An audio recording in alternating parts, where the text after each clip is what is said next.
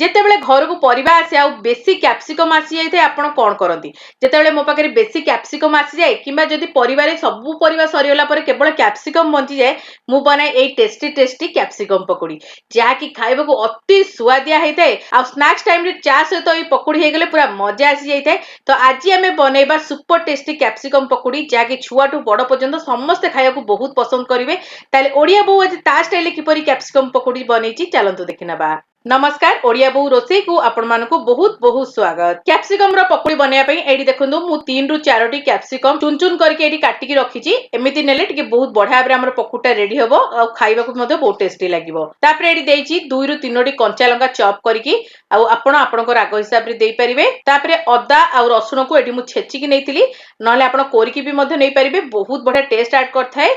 निहाती भाबे एडी अदा आ रसुण रो कोरा किबा छेचा दियंतु। तापरे एडी गोटे बड्डो साइज रो पियाज को मु चॉप करके नेइतिली।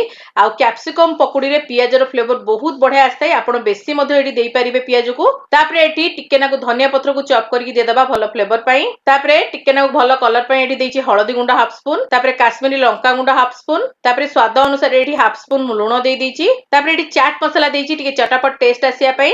आ आपण एडी चाइले टिके ब्लैक सॉल्ट रो मध्ये यूज कर परिबे। तापरे हमें सब जिंस को हल्का हाथ रे टिके भलो भाबरे मिसेई दबा, कारण हमर कैप्सिकम पियाज रे बहुत ही पानी अंश थाए।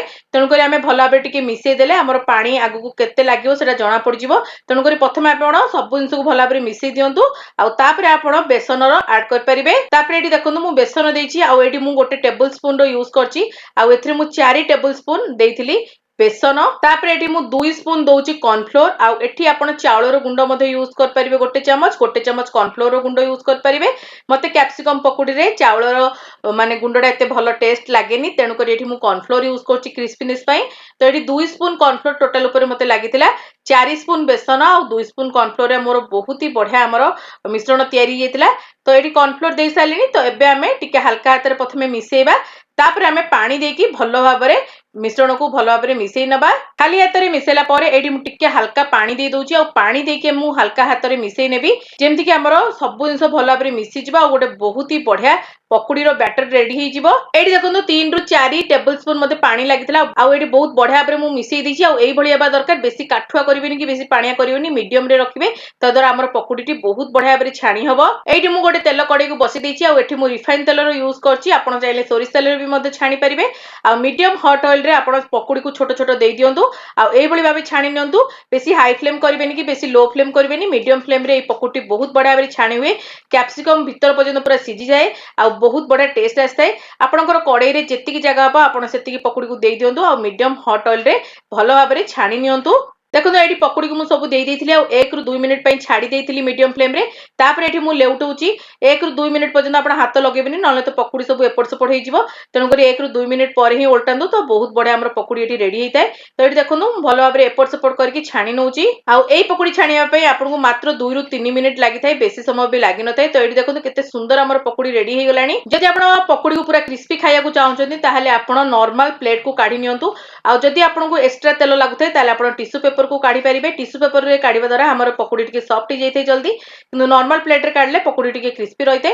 जदि आपण केबे ए कैप्सिकम पकोड़ी को ट्राई करनांती, निहाती एबे थरे ट्राई करंतु, आपनको बहुत पसंद आसीबो। एबे तो सब पकोड़ी हमर रेडी हे गलानी। चालंतु एबे हम याकू करि नबा सर्व। एठी देखंतु हमर केते सुंदर पकोड़ी रेडी हेची कैप्सिकम रो। आपण भी थरे एटा को ट्राई करंतु। केमति लागला आपनकर मतामत निहाती एबे शेयर करंतु।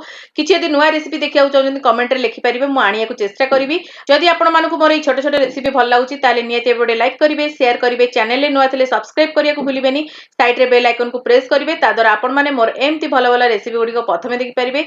आ जदि मोर इंस्टाग्राम पेज, फेसबुक पेज को एजाय फॉलो करनांती, निहाती एबे फॉलो करनियंतु। सेठी मध्ये मु आपण मानक पई बहुत ही बढ़िया बढ़िया पोस्ट करताय।